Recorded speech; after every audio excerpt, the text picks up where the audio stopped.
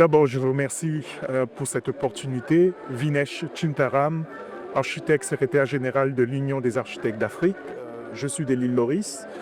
Alors, déjà, c'est un honneur pour moi de servir à l'organisation en tant que secrétaire général, et à savoir pour 2 mandats consécutifs, et qui a duré quasiment 7 ans. Et pendant ces 7 ans, cette année, on a systématiquement adressé des défis qui nous concernent, nous, non seulement les architectes, mais tous citoyens de ce continent, Afrique. Alors, le thème choisi est pertinent parce qu'on adresse la question principale qui est les friches industrielles et les villes minières. Quand on parle de l'Afrique, on parle beaucoup de nos ressources naturelles et l'exploitation de ces ressources naturelles. Je dirais même une exploitation parfois abusive dans certains cas. Et aujourd'hui, il est vraiment temps, il est grand temps de se poser des questions, mais que faire? Comment faire? On ne va pas pouvoir empêcher les exploitations, on en a besoin pour notre développement. Mais quel développement? Quelle résilience qui accompagne ce développement? La résilience pour qui?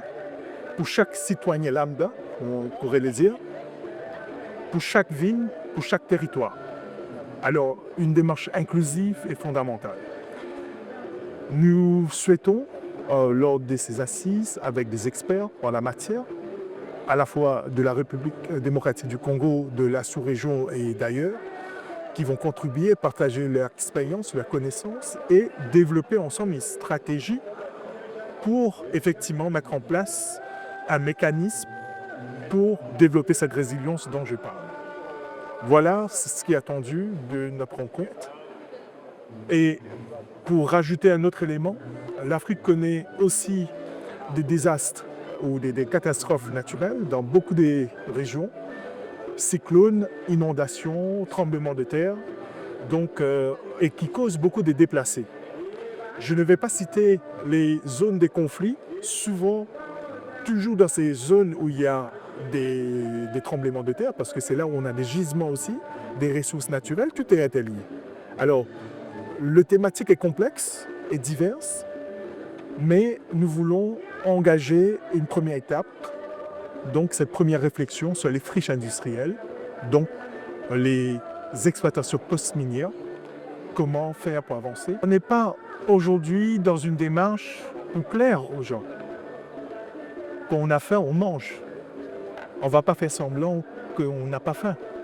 Alors, rien que cet exemple, aussi banal qu'il soit, elle parle de ressources. Est-ce que l'exploitation de nos ressources naturelles est faite de manière équitable et juste, en respect à la nature? Comme je le disais un peu plus tôt, elle ne pourra pas empêcher l'exploitation minière. Il va falloir exploiter. Mais comment exploiter de manière intégrée pour que ça profite là où on fait l'exploitation, les gens qui y habitent, qui profitent la ville ou le pays, mais qui profitent au continent. Parce que le problème fondamental que nous avons, c'est l'exploitation des ressources naturelles qui sert plus au développement d'autres pays hors du continent et beaucoup moins nous, notre continent à nous.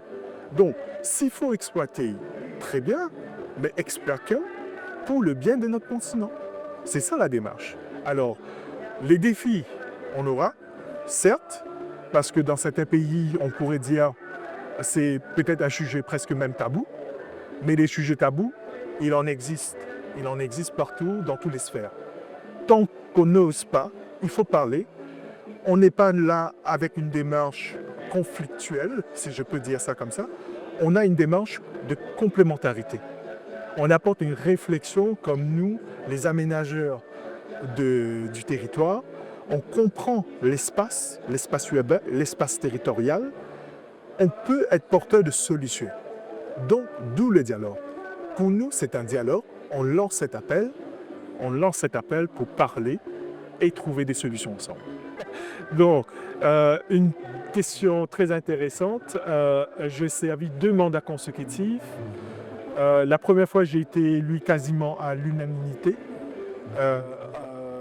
Un autre confrère qui était aussi candidat, malheureusement, il n'est pas passé. C'est moi qu'on a choisi. une grande majorité. Je pense que je suis de l'île Maurice. Je suis ce que je suis, hein. Donc quelqu'un qui est là, qui partage avec le sourire bien évidemment, mais il y a le travail derrière et ce travail a été reconnu par MEDER et qui fait que j'ai eu un deuxième mandat sans contestation. Donc voilà, c'était 100% unanime. Mais tout comme mon président qui compte ses heures avant de déposer son bilan de président, moi idem comme secrétaire général, je termine mon mandat et j'espère que je vais faire honneur à ceux qui m'ont donné cette opportunité et que je ne qu'à souhaiter bon courage à celle ou à celui qui va me remplacer et que moi je vais rester à disposition à mes collègues, à l'organisation, à notre union pour que le travail continue.